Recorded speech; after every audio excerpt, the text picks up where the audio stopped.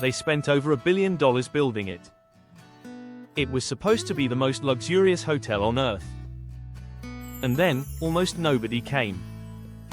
This is the story of Jumeirah Marsa Al Arab, Dubai's most ambitious project yet, and why it might be the clearest sign that something is quietly shifting in the world of ultra-luxury travel.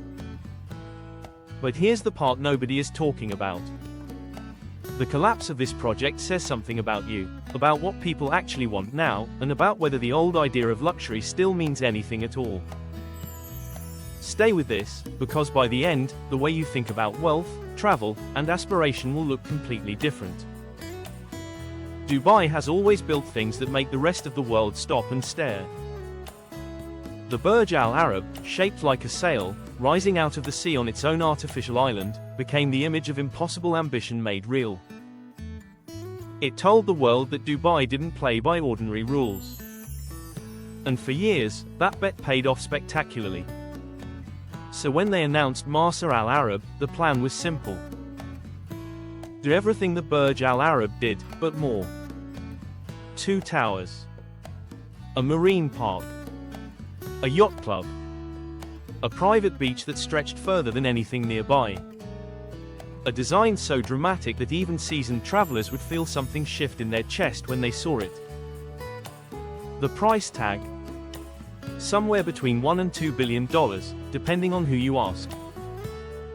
Now think about that for a second. $1 billion. Most people will never see $1 million in their lifetime. This was 1,000 times that, poured into a single hotel complex on a strip of Dubai coastline that was already crowded with competition. And the world was watching. Here's where it gets interesting. Marsa Al Arab opened quietly. Too quietly. There was no roar. No viral moment. No flood of influencers posting jaw-dropping content from rooftop pools that broke the internet.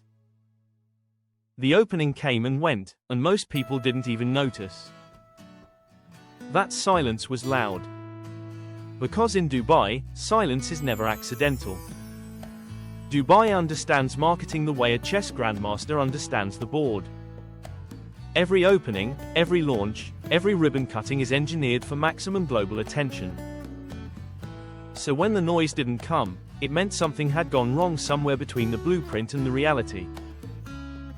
What went wrong? Several things at once. First, the timing.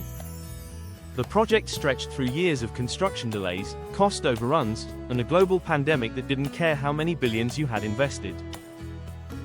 By the time the doors opened, the travel industry had changed. The guests who were supposed to come, the ultra-high net worth travelers with private jets and no budget ceiling, had already found somewhere else to fall in love with.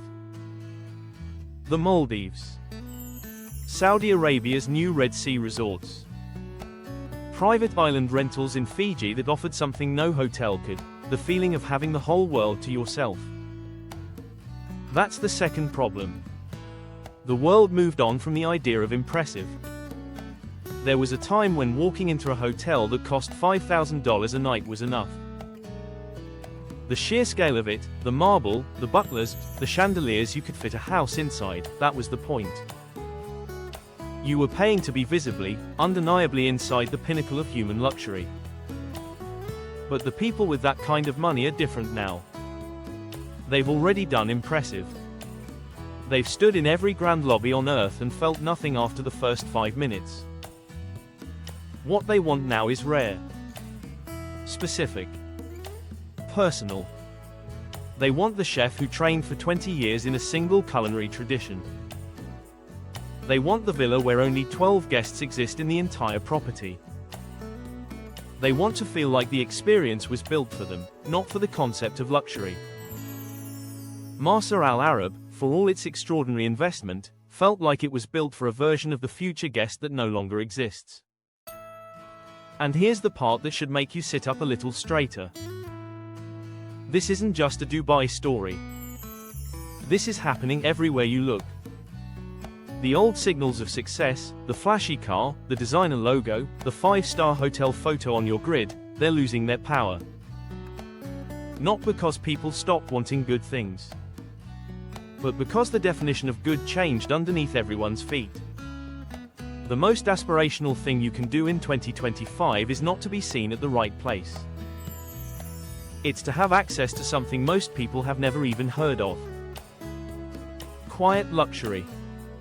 Intentional travel.